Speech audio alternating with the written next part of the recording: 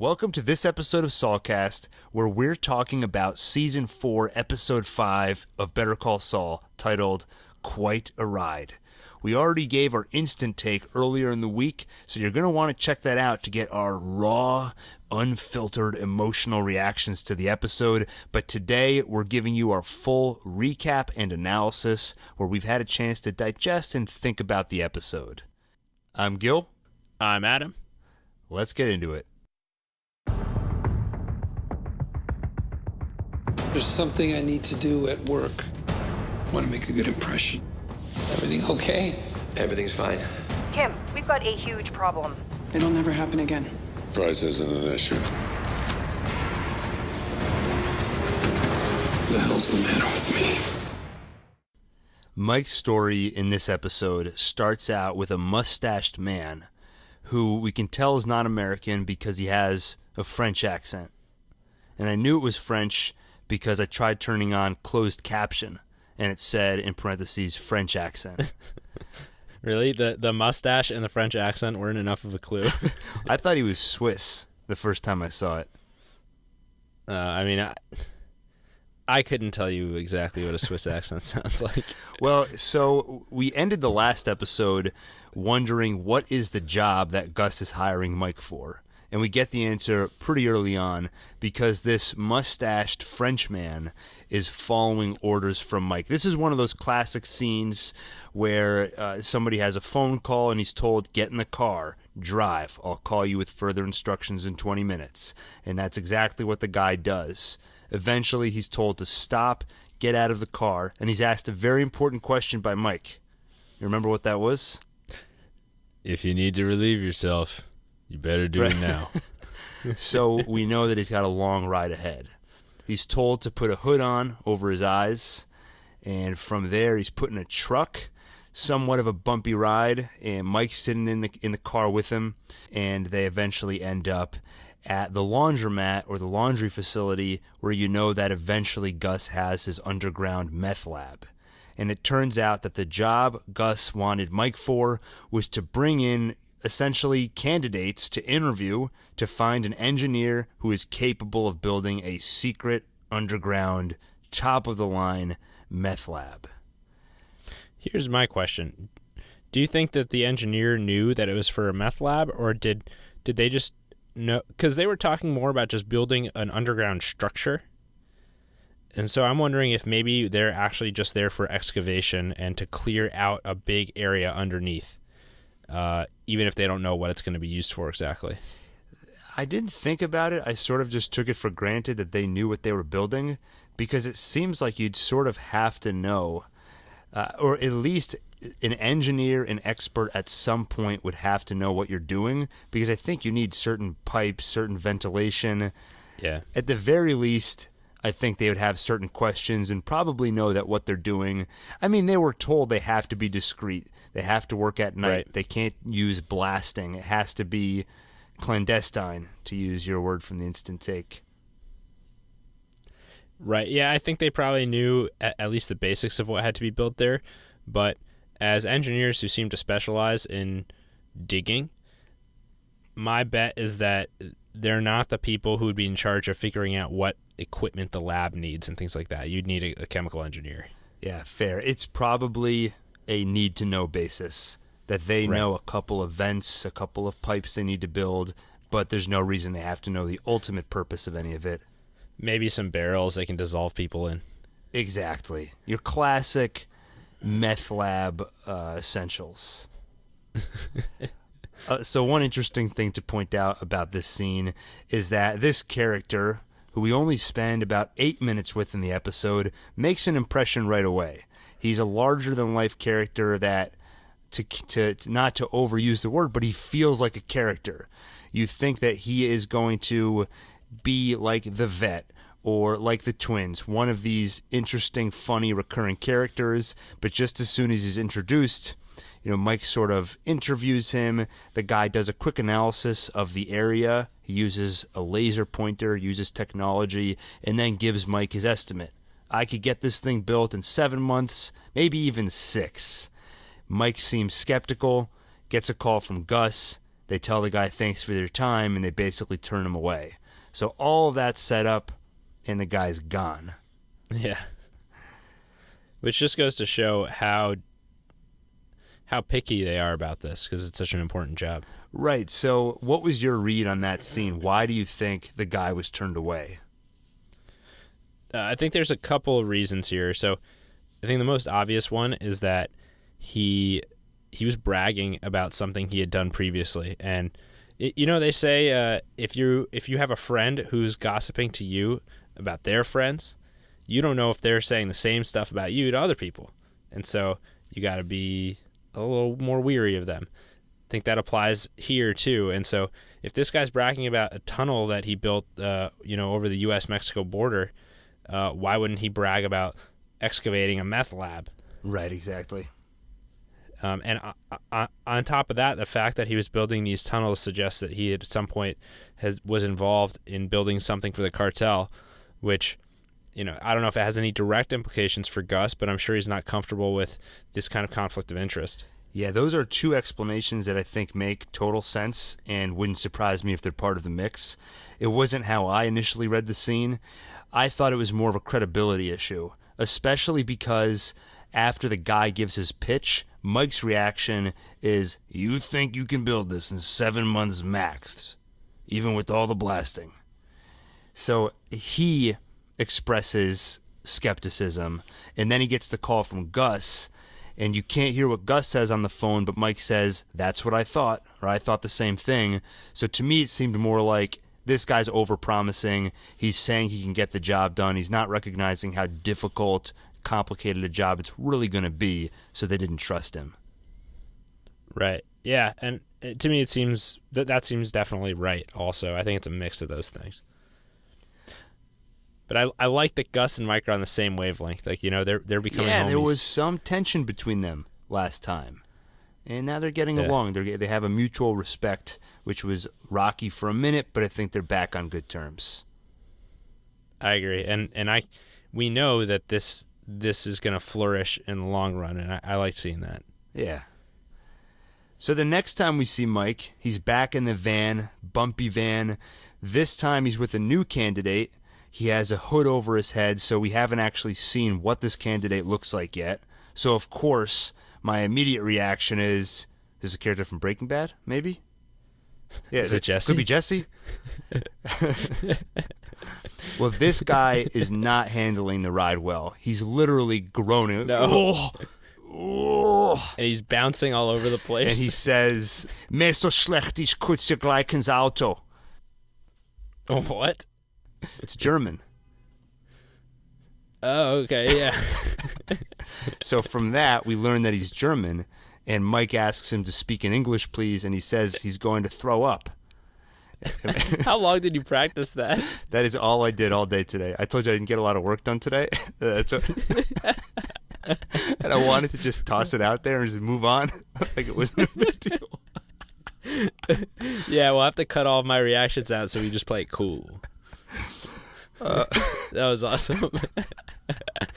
You're like Gus, for all we know, he doesn't actually speak German. He just prepared that one line where it's like, it's a pleasure to make your acquaintance or something. Right, exactly. He does speak German to this German guy later on, but he only says a couple of lines. So for all we know, I know as much German as Gus does right now. Yeah, hey, you know what? As far as we know, you know as much German as the German guy. That's true. That's true. Yeah.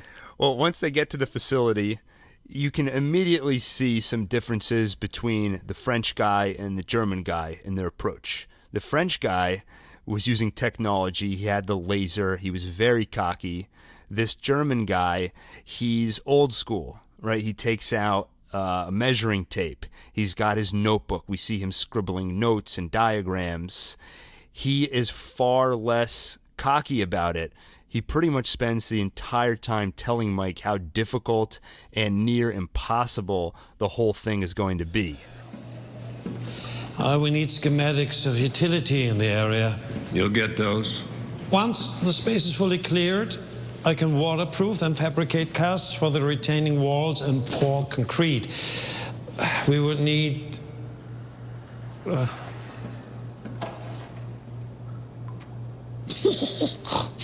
About 150 cubic meters.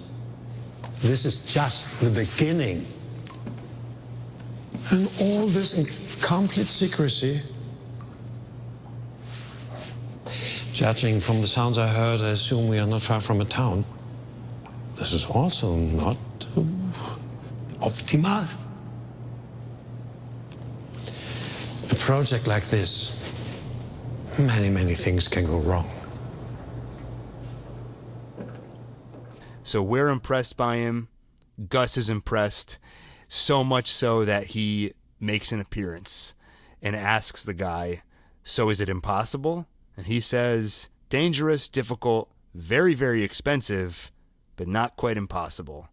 And that's when Gus busts out the German, introduces himself, full name, Gustavo Fring, and then says in German, it is a pleasure to meet you. And this goes to show you some more about Gus's character, which is he trusts his own instincts. And I think when he finds the right person, he's willing to introduce himself and risk that kind of exposure.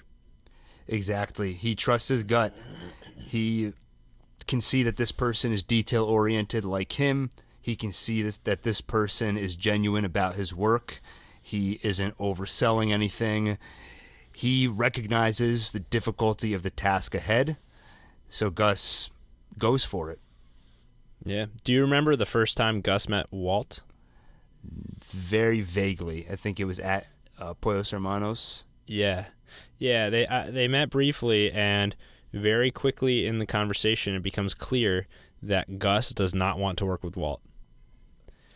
And that just goes along with this idea, like he can read people pretty quickly and make an estimation of them. Right, because he could see that Walt was smart, but too impulsive, not on top of his stuff enough like Gus is. Yeah, in fact, I remember Walt says that I think you and I are very much alike, and Gus says, I don't think we're alike at all. So what did you make of, or what were your... How did you enjoy this whole sequence? It felt like a lot of build-up. Yeah, it was great. So it was cool to see another landscape, and I like seeing the way that they figured out how to get the person there in secret. It's cool to see the origins of the super lab. It's just this laundry that doesn't even look like it's getting used at all right now. We're seeing the birth of something huge. So yeah, that was great to see. It's everything we kind of want from Better Call Saul. Then on top of that, it makes me wonder: was that lab? That lab was being run by Gale, I guess, when Walt was first introduced to it. Yeah, I think that's right. Right. So it makes me wonder, how long was Gale doing that? Yeah, you've got to think that we've already seen Gale, so he's not far behind getting brought back into this plot. So he might have been up to it for years. I mean, basically from this point, or shortly after what we saw in this episode, through a few seasons into Breaking Bad. Yeah, this project could take a couple of years too. It's always possible, but that would still mean that Gale has been there for a while. Yeah, years in any case. Yeah. One more thing I'll say about this whole sequence of events. I also enjoyed it. I thought it was funny, entertaining. It was answering a question that I don't think we were necessarily asking, but in a satisfying and interesting way. One of the difficulties you run into with prequels is you find yourself answering questions just for the sake of answering them. An egregious example of this would be the recent Han Solo movie. For example, nobody was asking, how did Chewbacca get the nickname Chewie? Right? So when they reveal that... And Isn't that obvious? And the way they do it is literally Han Solo essentially saying, Chewbacca, that's way too many syllables. I'm going to call you Chewie. All he's doing is explaining what a nickname is. Right, exactly. So Better Call Saul is an example of that concept done right. I never wondered where the super lab came from, but once you ask the question, it's an interesting question. How do you build such an immense structure without anybody finding out? What's the process for finding an engineer that can do this for you? And of course, Better Call Saul does it in a really interesting way This is another example of Better Call Saul giving you little glimpses into how the criminal underworld operates, or at least the writer's estimation of how it might operate. It's interesting, funny. In the instant take, we talked about some of the interesting cinematography that was used here, with some of the point of view shots when the first candidate had the bag over his head. Some of the interesting cuts while they were in the truck to show the passage of time. So overall, really enjoyable sequence. Answered a question in a satisfying way that once I was introduced to the question, I wanted to know the answer. Right. The way that they can explain these background elements that we took for granted previously, they're doing such a good job with it that it almost feels like it's universe building. You know, when you watch something like Game of Thrones, for example, they do a good job interweaving all these plot lines and giving history, and it feels like you're entering a whole new universe. Better Call Saul, Breaking Bad, feels like a world unto itself. Yes, it's one that's really similar to ours, but they flesh out all these important yet easy to overlook details about how all these things operate in a way that's very believable and feels like world building. Exactly. And that goes to a lot of, in the instant take, why I kept saying that I'm not ready to let go of this show. Not that it's necessarily ending, today or tomorrow, but it feels like so far into the series, they're still doing so much world building. And even if the show doesn't last a lot longer, the world building still helps because it makes it feel more like what you're watching takes place in a fully realized universe. But it also makes you think they're doing so much setup. They're creating so many original concepts. You don't want them to disappear once this show ends. Yeah, and I'm with you. I'll be craving more, and I'm not quite ready to predict that we're going to see more shows in this world, but I wouldn't rule it out. Yeah, same here. So that's pretty much it for Mike's story in this episode. It ends with the understanding that they're going to hire the German, and we'll see where that takes us. This episode covers some Mike, some Gus. We get some Kim and Jimmy. Who did we not see?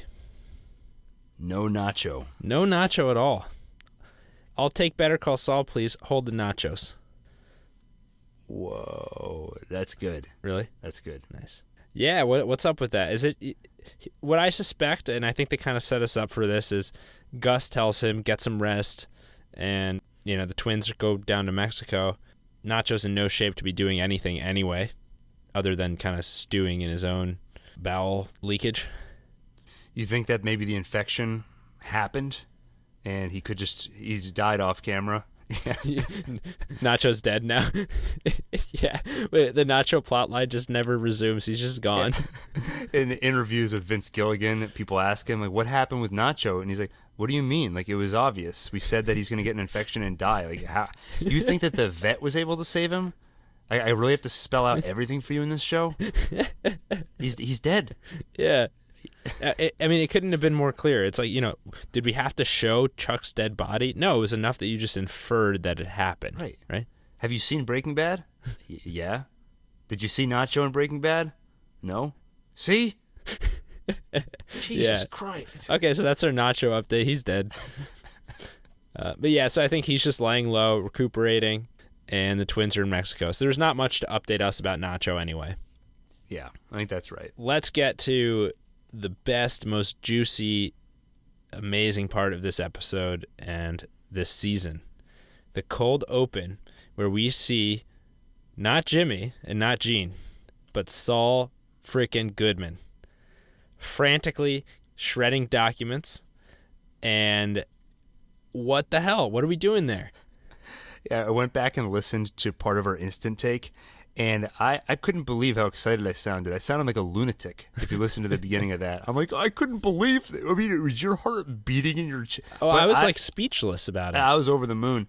When I was watching that scene, as soon as I realized that we were seeing Saul Goodman, my heart was beating so hard. Yeah. I couldn't process it. I was like, what's going on here? What is this going to be for the whole episode? What are they going to show us here?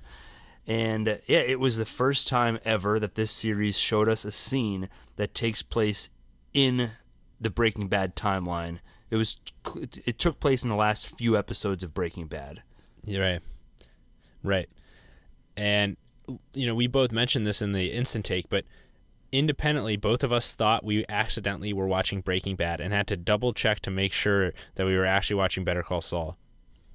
Yeah, exactly. I literally flicked my screen to pull up the interface and saw that it said Better Call Saul. And I was like, okay, it's Better Call Saul, but did they accidentally air a later episode? Did I accidentally fast forward? Yeah. And so he's there shredding all these documents, frantically tying up any possible loose ends that he can before he disappears and tries to get off the radar of both the police and the cartels. He busts open his Constitution wall, grabs a box, he packs his bags. He gives his assistant some instructions. Okay, when the cops come talk to you, and they will, what are you going to tell them? Talk to my attorney. Yeah. Tell them, Jimmy sent you. Okay, and where are you going to be November 12th at 3 p.m.? I'll be there, but if it doesn't ring at 3 on the dot, I'm gone. Don't worry, it's going to ring. Well, I guess, that's it. Quite a ride, huh?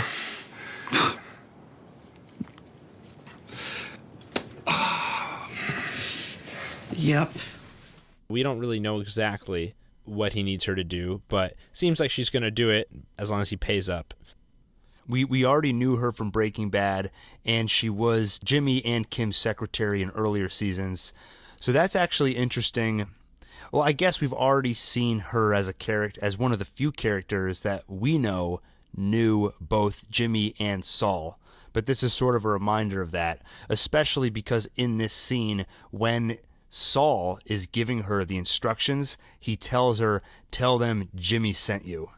And seeing Saul in the Breaking Bad timeline say that, it just makes you feel something. It's colliding the worlds in a way we haven't really seen before. As funny as it is to see this scene between him and his assistant, first of all, clearly the assistant has undergone a transformation just like everyone else, because when we first meet her in Better Call Saul, she's pretty pleasant and nice. And here she looks like she has been through the ringer and is just totally done with him. Yeah, she's watched somebody that treated her well at first, if I recall correctly, in early Better Call Saul. And she probably saw him as the same way we saw him. He's struggling, but overall a good guy. And she's watched the collapse of this human being into becoming just a snake of a man. She's probably not the happiest person. Right, and I'm sure she had to participate to some extent too, so I'm sure she's not clean at this point. Oh yeah, I'm sure that him having her discard all the shredded papers, take all that money, I'm sure this isn't her first time getting involved in helping out with some of these activities. Definitely. And then on top of that, Saul is ready to say goodbye, and he says, it's been quite a ride. Which is the name of the episode, and quite a ride it has been. Just that jump ahead really shows you how far things have descended from when from the simple Jimmy that we once knew, and it is sort of sad the way he says that, and then he doesn't quite know how to say goodbye. He goes for a hug, and she is not having it at all. It's so weird that they had the hug incident in this episode, because hugs seem to have, for some reason, played a prominent role in my personal life over the last several days. I don't know what to make of that. I was at a wedding this past weekend, and the night before the wedding, I met some friends of the person getting married, some people that I hadn't met before, and one of the girls that I met, I shook her hand. And I didn't know if I'm supposed to hug her because she's a close friend of a friend, but I shook her hand. And then everyone else hugged her that had just met. See, that's why you don't want to be the first one. Let me ask you this. In that situation, do you go back for the hug? No, but I do hug when I say goodbye. I went back for the hug. Look at you. She didn't see. but like 2 or 3 other people saw me go for it, and I literally just Oh stood my there for God. about 3 or 4 seconds with my arms out wide. And then for some reason, to try to play it off, I just did a full 360 spin. I don't know why. And then I was like, all right. I literally said, all right. Are you sure you want the world to hear this? Leave it in. I want this to be real.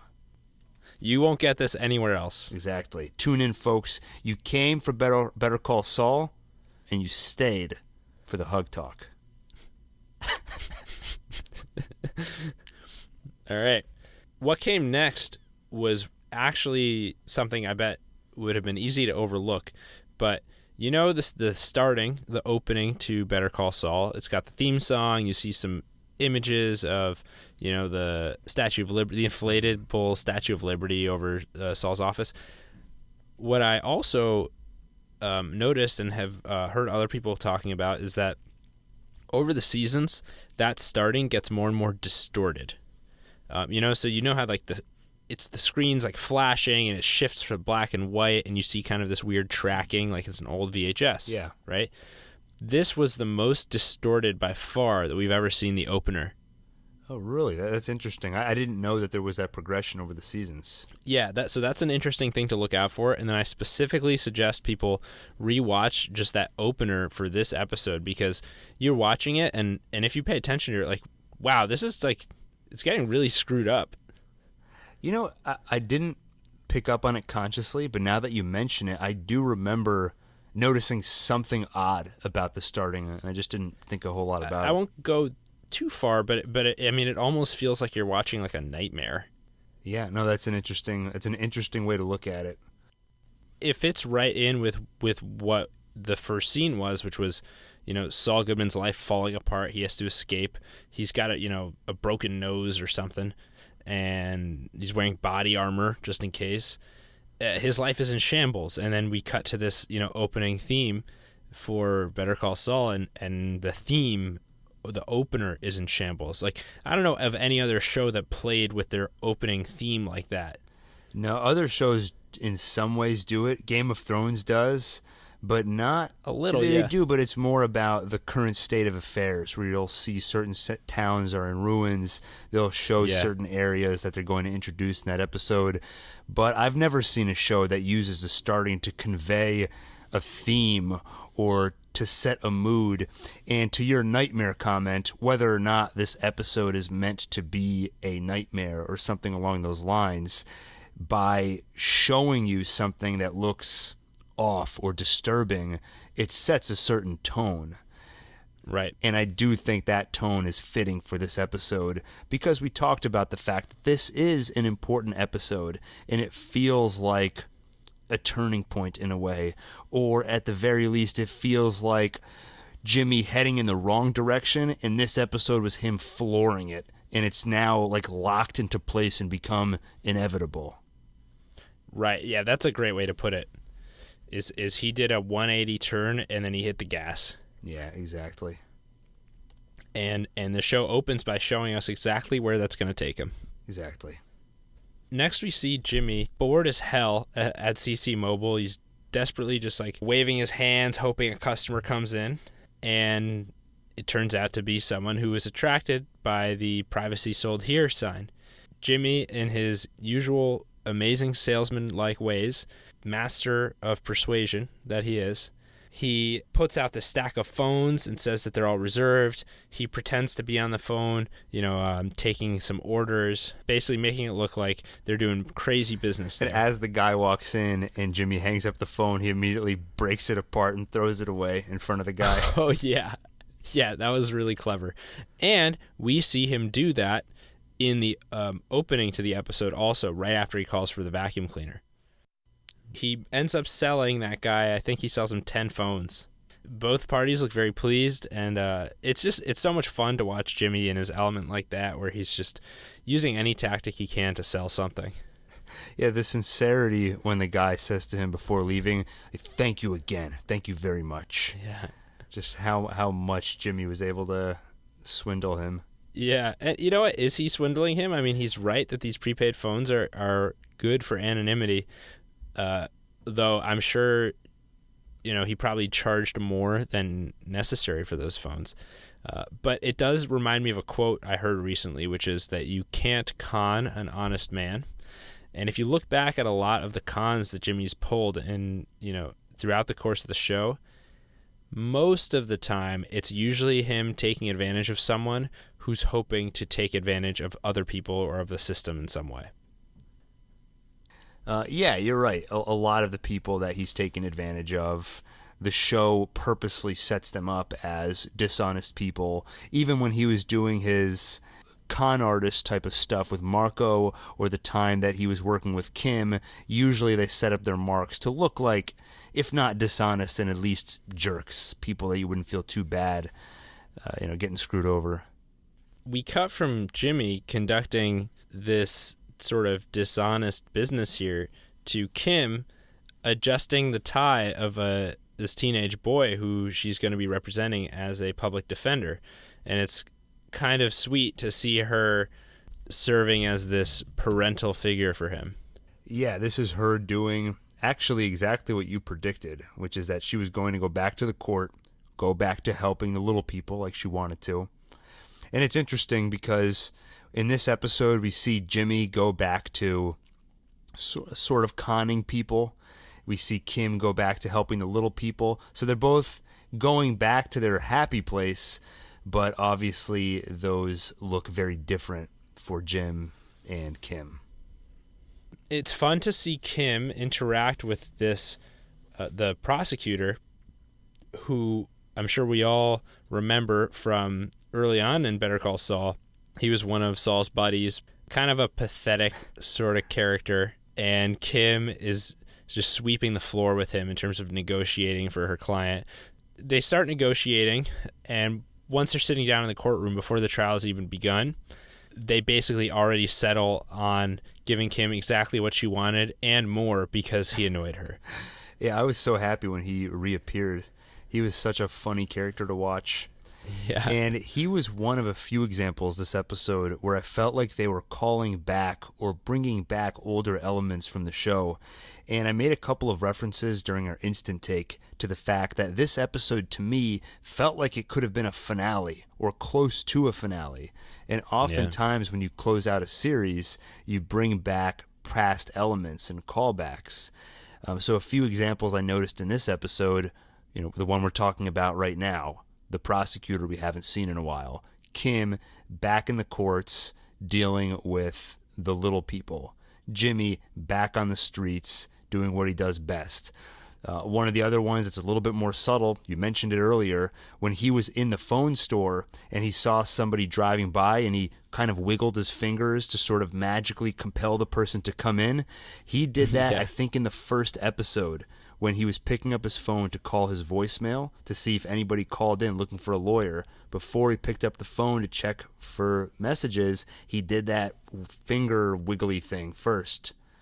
Right, he's just so desperate for the universe to just give him something. Just give me what I want. Oh, and I also love when Kim is dealing with this prosecutor dude. He goes, "You can't play chicken with me. I invented chicken." And she just gives him a look. Like, what? Yeah. She's way beyond this level of practice, it seems. And so she was in the big leagues, and she's kind of stepping down into the minors again. Yeah, it felt a little bit like Goliath coming down, and she could just wipe the floor with anybody there. I started to even feel bad for the prosecutor because he just has no shot against her. Yeah. And he knows it, and he basically just gives up completely. Yep. And so she gets this kid to only, I think, get like 4 months of probation, and she's doing what she thinks is right. And it's funny, we learn that the tie that she's adjusting on him actually belongs to her, so that's just a tie she keeps with her for her clients who don't have ties. Right. He's complaining that he has probation, and he doesn't realize how lucky he was because he was going to go to jail most likely. She basically says, here's what's going to happen. You will go to your grandfather's restaurant and you will beg him for a job. She lists all the menial tasks that he will do happily because the alternative is to go to jail. And she makes sure to say, really picture it. We'll come to it later, but the kids that screw over Jimmy later this episode, this scene makes me wish that Kim could get a hold of those kids. set them straight. Yeah, give them a stern talking to. Yeah. I'm sure that'll convince them. I want you to really picture it. That's just her go-to line every time. Hey, come over here. You're gonna go to grown-up jail. Really want you to picture it. It's like, it worked the first couple times, but you're gonna need a new line. Kim is continuing her quest to defend the public from the long arm of the law, and so she meets her next client, Denise, who is extremely nervous to go to court, but she has to really sit down with this woman, Denise, and explain to her and try to calm her down that if you don't go to court now because of how afraid of jail you are, then I can guarantee you're going to go to jail. And so she's really taking the time to help this person, and you can tell that Kim finds it very meaningful. So meaningful that she gets a call from Paige at Mesa Verde. Hi, Paige. Kim, we've got a huge problem. There's a major error in the branch paperwork that went out to Denver and Flagstaff. It has to be fixed ASAP. Unfortunately, I'm right in the middle of something, but I can be there at 4. I need you now. Oh, I'm sorry. I can't. I don't know what to tell you, Paige. Not right now. But, Kim, this is... I'm sorry. Already we see that Kim is making mistakes that she shouldn't have been making, and probably because of how distracted she is with all these other things. But on top of that, she basically just says that she can't do it, and she hangs up on Paige, which was very shocking. Yeah, you can tell when she hangs up that it was a bad move. Right. And after she is done with the Denise stuff, eventually later that day she does make it to Mesa Verde, and Paige just gives her very stern talking to and says, I need to know that your head is in this. We were supposed to be your sole focus. And Kim doesn't seem to feel guilty about this. I think she's checked out. Like, I think she's ready to just give them up to someone else. Yeah, I'm not sure I'd say she felt guilty, but I do think she recognized that this person was rightfully angry at her, and she just knew, I can't defend what I did. There's no reason to defend it. Obviously, I did something wrong, so what else can I say besides, I'm sorry, won't happen again? Right, which is exactly what she did, and I believe her that it won't happen again, but it's possible that that's because she's going to kind of quit. Well, I half expected when she said it won't happen again, half expected Paige to say, you're damn right it won't because you're fired. It's funny because I half expected it to be that Kim says it won't happen again because I quit. And neither of us were right. Yeah, interesting. But I guess if we're both of us were thinking two different scenarios that result in Kim no longer working there. So maybe that implies that we might see that happen in a little bit. Yeah, that seems inevitable at this point because what they're talking about is such a bigger job than what she's already working on. This massive federal expansion. It would make no sense for her to continue with that. We see Jimmy back at home with Kim, and things don't feel quite like they did just a few episodes ago, where they were hanging out together and things seemed more tranquil and affectionate between them than we've seen in a long time. This time, Kim is basically saying that she just has too much work to do, so she can't hang out and watch Dr. Zhivago with him. Jimmy's not too happy about this, but he starts playing the movie. Kim insists that the movie won't distract her, so she's just off to the side doing work. And it really looks like Jimmy is holding back tears. Yeah, and they cut to a few different angles of Jimmy sitting alone on the couch. You have this sort of sad music playing from the movie as it cuts to those different angles. So they really hammer home how alone Jimmy feels in this scene. Yeah, I think he feels alone, and maybe he has some kind of connection with this movie because, it barely progressed. Maybe it's got nothing to do with the movie. It just has to do with the fact that, Kim can't watch it with him, and he's going through all this crazy identity crisis. So I'm not sure if Dr. Zhivago itself has any connection to Jimmy or what's going on here, but at the very least, we've seen many times throughout the series that sitting on the couch watching a movie is one of the primary ways that Jimmy and Kim bonded. So putting the actual movie aside, the mere fact that Jimmy's on the couch alone speaks volumes about the state of their relationship at this moment, and it's clear what that would make Jimmy feel here. Right. And Dr. Zhivago, the movie, is known for its star-crossed lover motif, and it involves basically a couple that are doomed to fail. Well, there you go. So I think the writing's on the wall for Jimmy and Kim. Right, and I think maybe Jimmy is realizing that. Maybe that's the sadness that he feels, is he can tell that they're both growing very apart from each other, and it's happening really quickly. He takes a look at Kim and then just abruptly shuts the TV off. He basically just runs out of there. Remember a couple episodes ago when I said that they had a kiss that to me was very unconvincing? Yeah, I remember that. Just a little peck. You know what? It was just last episode, and you didn't seem to agree. Right, I thought maybe she just didn't want to smear the shaving cream. Yeah, who knows the logistics of the shaving cream. Anyway, I think that the kiss they have this time really seals the deal as far as my interpretation goes. They have, not only was it just just like a little peck, they mistimed it too, and it was really awkward. Oh, really? Yeah, you got to rewatch that. You should screen cap that and throw that on our Twitter, actually, because that would be a really good visual way to just say, hey, this is the current state of Jimmy and Kim's relationship. And it makes sense. Jimmy basically just had this flash of insight about the phones, or maybe he had been thinking about it already, and something about watching the movie and seeing how he and Kim are growing apart, he just decided to go for it. He can't just sit around doing nothing. Right, and it might have just been exactly what you said. He's been thinking about it, and it might not have been any more complicated than he notices that Kim is distracted right now because she's working, and the opportunity has presented itself for him to go and execute his plan. I think if he didn't do it now, he would have done it later when she went to bed. I think it might have been as simple as just waiting for the opportunity. I think so, and I think he just couldn't wait. Yeah, exactly. And I'll just say one more thing before we move on from it.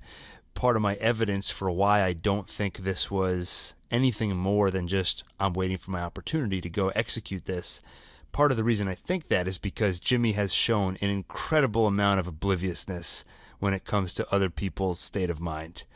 And that will become even clearer later in the episode. True, yeah. And if there's one thing that Jimmy is, it's impulsive. Exactly. So he gets up and scrambles over to CC Mobile. He doesn't, he keeps the lights off and everything. And what I liked, you like to talk about the cinematography, and while he is scrambling through the cash register and he's kind of cooking the books there, so he's basically paying for all these phones and making receipts out in advance, which is how confident he is that he's going to sell these things. I'm sure he could reverse it all if he needed to, but he seemed pretty confident about it. And while he's doing this, we see the light from the street. That's what's illuminating this. That's why we can see it. And it's casting a shadow from what he painted on the front of the store. When he says, "Is the man listening? Privacy sold here."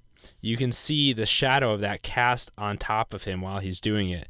And it's just a natural thing to happen because that's what's written on the front of the store, but it did add a nice effect to it. Yeah, there's a lot of that in this episode. Definitely worth a rewatch for the story, but the second time through, try and pay attention to the cinematography. Almost every scene was masterfully done. Jimmy takes to the streets and tries to sell to these three punks, and they basically call him a narc and tell him to go beat it. Then he decides, all right, what I need here is a change in look. I think he did kind of look like a narc. So what were you expecting him to wear? I had honestly no idea. I was not going to guess tracksuit. I'll say that. Yeah, I mean, he looked like Ali G. Yeah. It looked like a parody, basically. I thought maybe a leather jacket, something like that. Like a giant cell phone? Like when people wear like a giant hot dog? Yeah. And then we see him in this ridiculous red tracksuit. I would not have guessed that it would work, but you know it's going to. Yeah, he is very persuasive. It was somewhat disappointing that we didn't get to actually hear most of his conversations with everybody, but that definitely gets satisfied when he tries selling to that gang a little bit later. The motorcycle gang. Right, so we see kind of a montage with this fun disco music, and we just see him wheeling and dealing, and he's selling phone after phone all over this doghouse restaurant. And I guess he must have known what he was doing. I guess he picked that place because there's a lot of these punks and, you know, some lowlives there who he knows would have plenty of reasons why they need to keep their phone activity anonymous. Right, and there's more world building right there. The doghouse, that's where all this stuff goes down. This is not the first time that we have seen the doghouse. Really? Right. It first appeared in Breaking Bad, and Jesse was selling meth here before he and Walter started trying to sell to Tuco. Oh, okay. So back when Walt and Jesse first started working together, and Jesse was kind of just working the streets, they weren't making big sales. Jesse went here to try to sell. So for what this means is for many years, this place has been known as a little bit, not so much legitimate. Jesse, in a later episode, he bought a gun here too. Damn, so they really could do a spinoff about this place. Yeah. Oh, and you know what? Remember when Jesse starts giving away all of his money and like throwing it out the window, and he gives some of it to a homeless guy? Yeah. Happened right outside the doghouse. Yeah, so this place has significance in the Breaking Bad universe. This motorcycle gang pulls up, and everyone is scared, and they're all going the other way. They're all packing up to leave. Jimmy looks kind of conflicted, and he starts going to his car, and it looks like he's just going to follow everyone else's lead. Then we see a glimmer of Saul in his eyes. At first I thought Jimmy's worried because he thinks the gang is coming after him, but then I quickly realized that what we see in Jimmy's eyes is him debating, do I go and try and sell to these people? And it's almost scary when he turns around and walks towards them. The look on his face, it feels so self-destructive and impulsive. Did you get that ink in Las Lunas? Las Cruces. Off by one. And you've been inside? No, I haven't had the honor, but I used to be a lawyer. Emphasis on used to be. And I helped a lot of gentlemen such as yourself and your friends here. And one thing I learned from working with my clients in the New Mexico correction system is that private conversations are few and far between. The man is always listening on those landlines, so word to the wise, if you want to talk to your friends on the inside, there is a simple solution. Yeah? What's that? And surprisingly, it works. Yeah, it was awesome.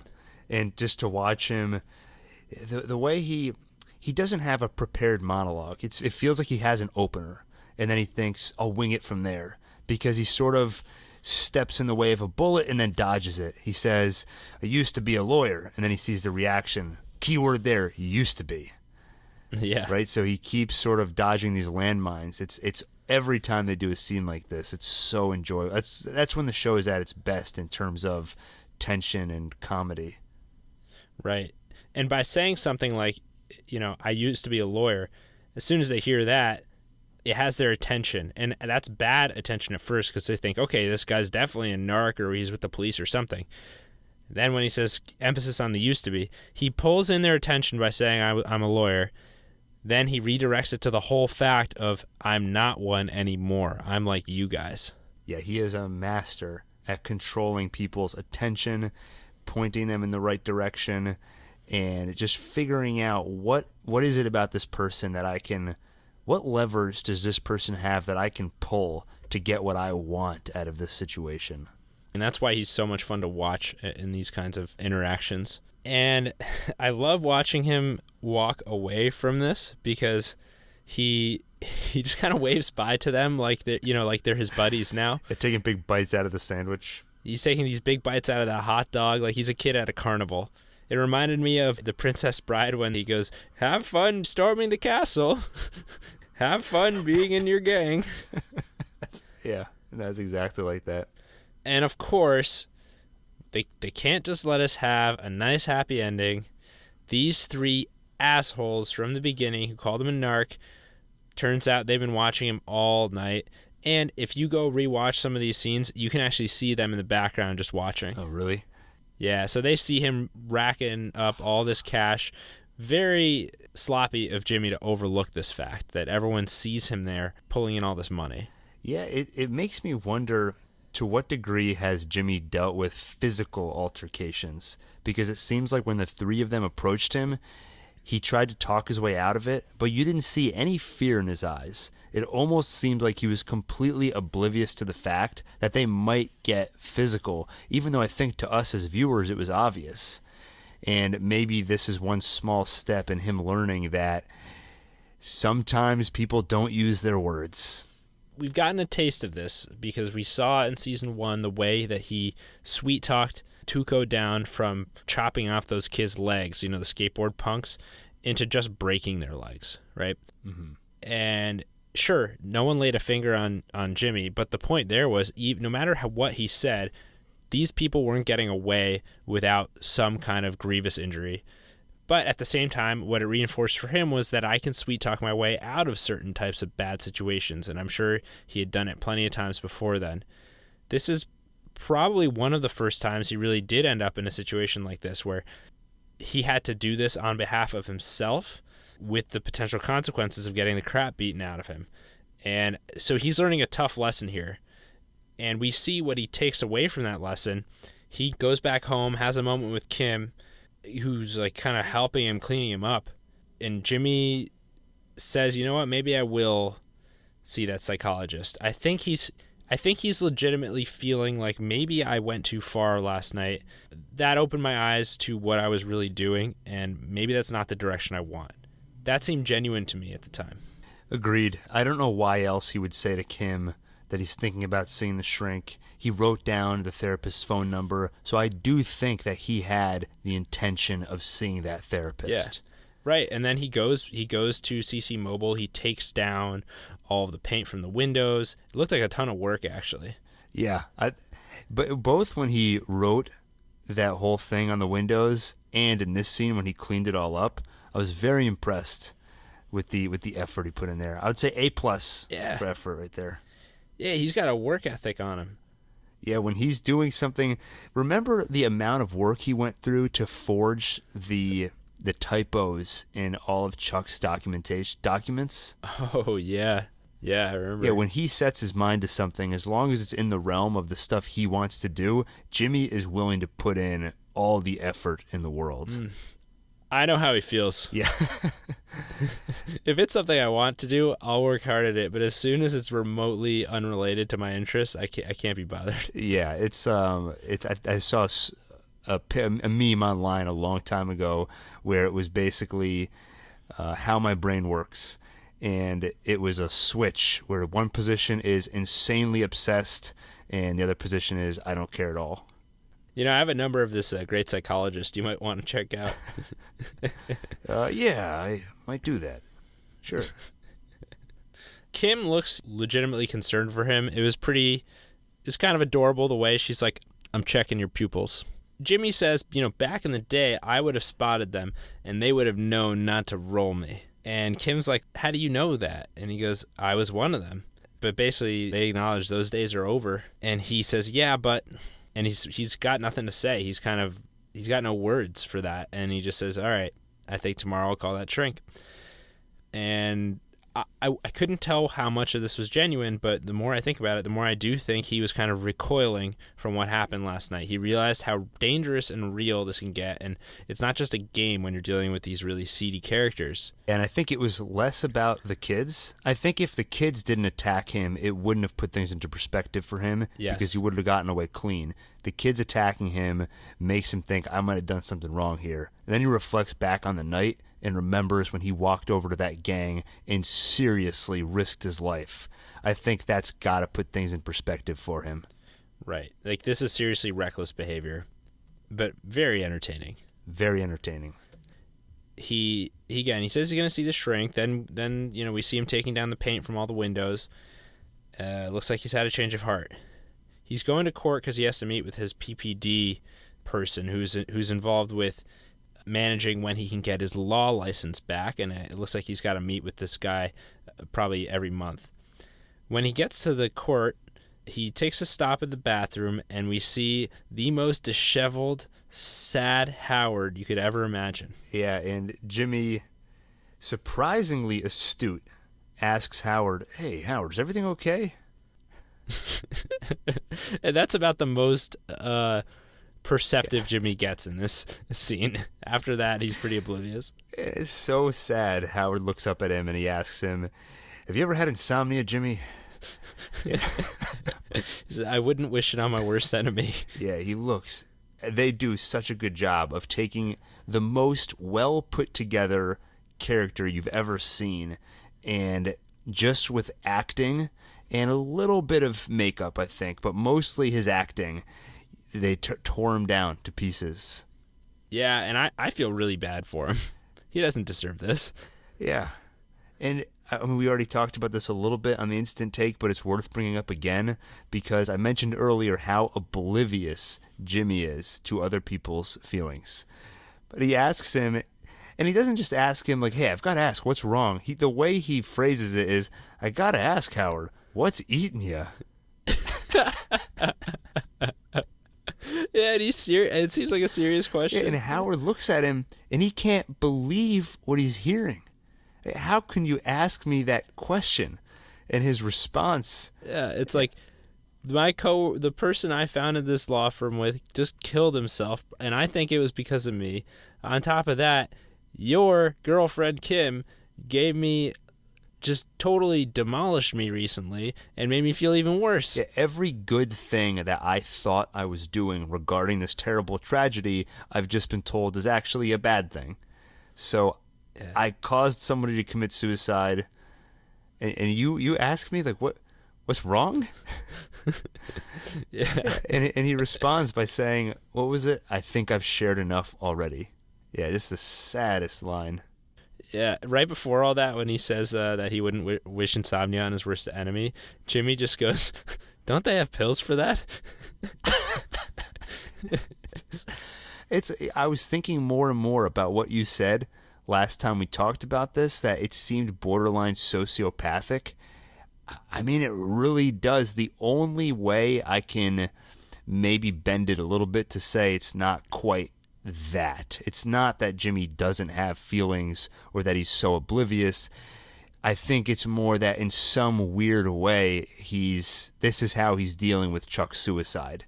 Yeah. He doesn't know how to handle it. His brain is just not in the right place. So he's doing things that don't make sense. This is just one of those things.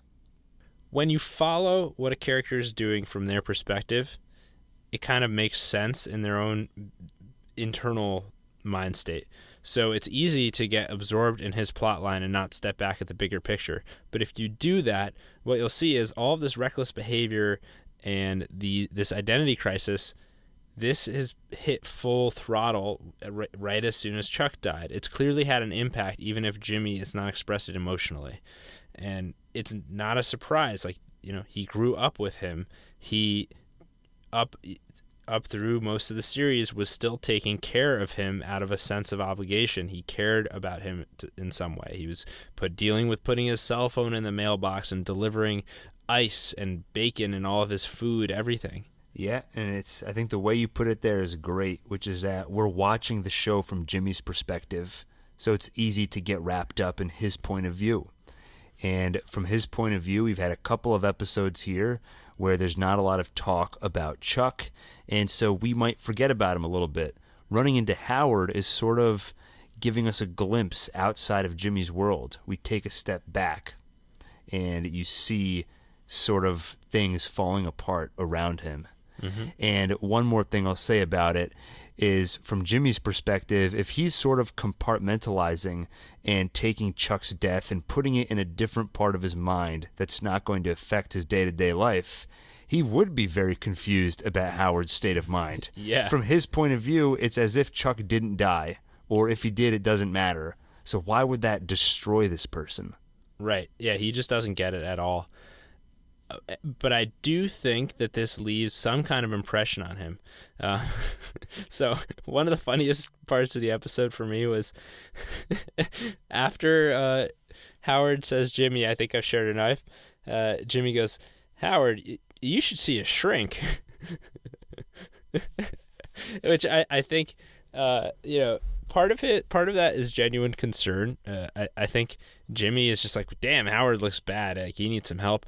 The other part is Kim wants Jimmy to see a shrink, but when Jimmy sees Howard in this state, it's a lot easier for Jimmy to feel that he's normal. And I think this serves as reinforcement for Jimmy about what he was up to the other day, because I think when he sees, quote unquote normal people who are leaving lives that are kind of on the straight and narrow path, when he sees people like that who are struggling or unhappy, I think it just gives him more reinforcement that, okay, then why should I do what everyone else is doing? Why should I follow those rules?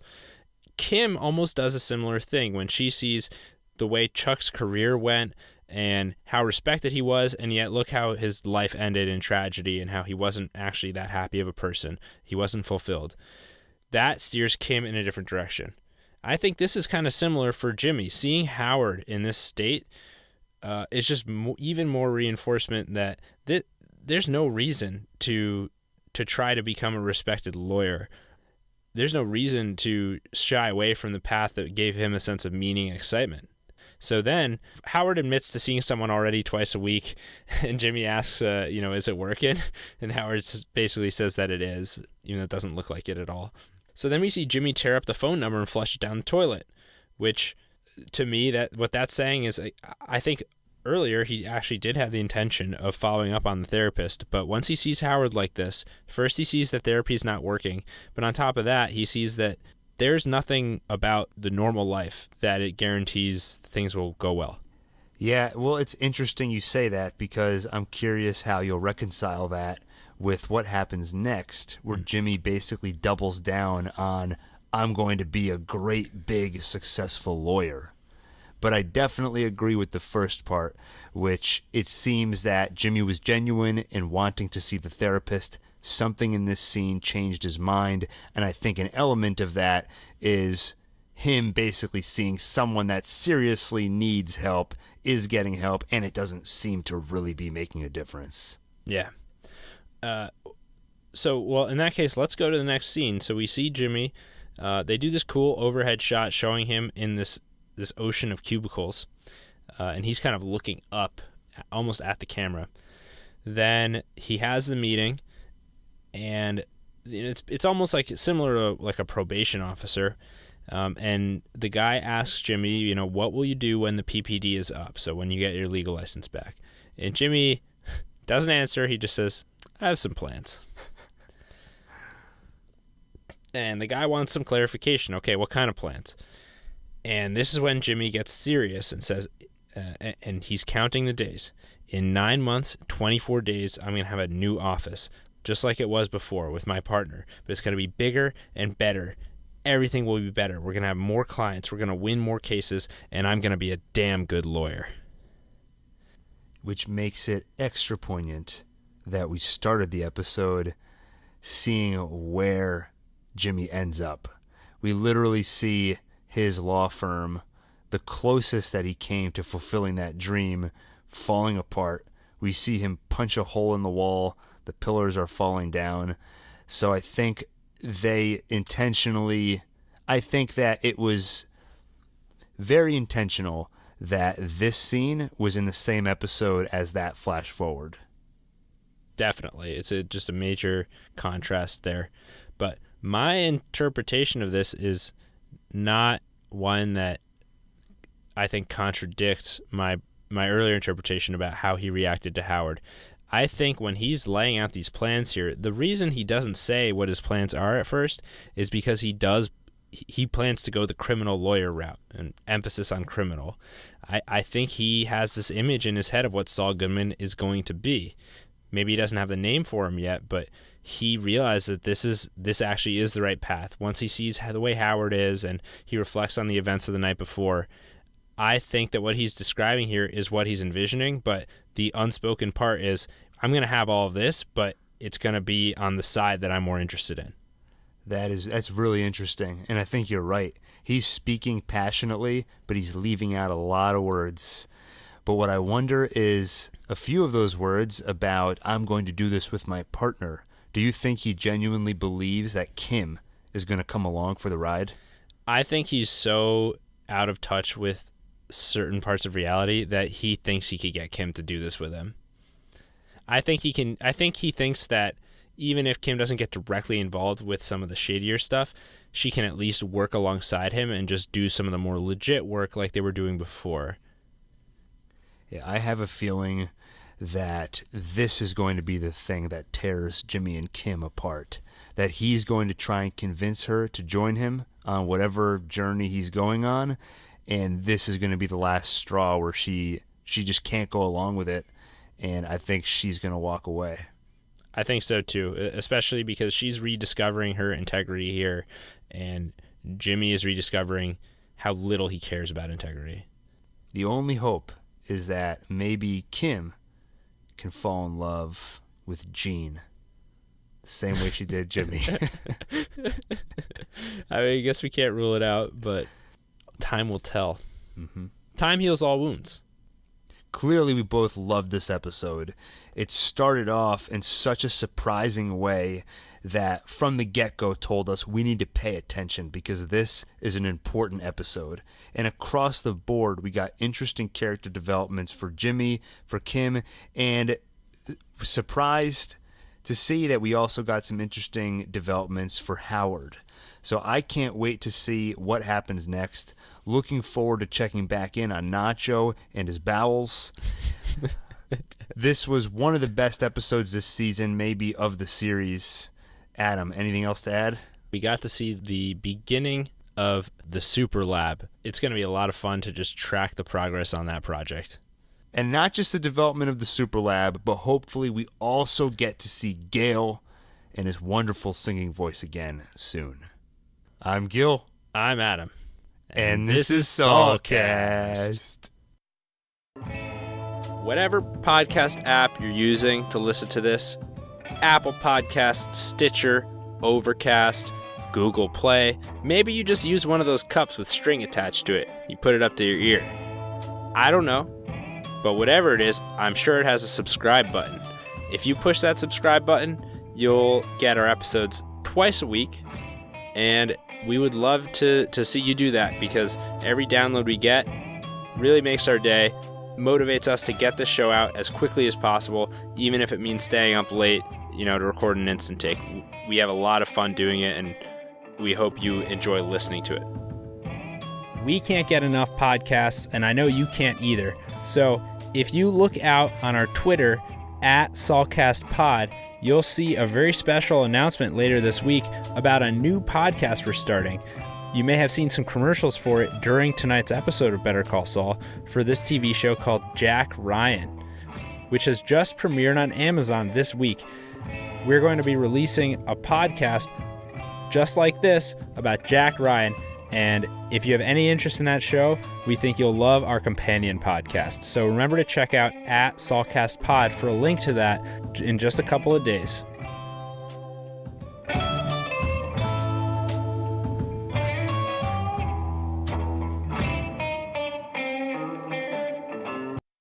Dude, wake up. What are you doing? I had to take my shades off. They were hurting my head.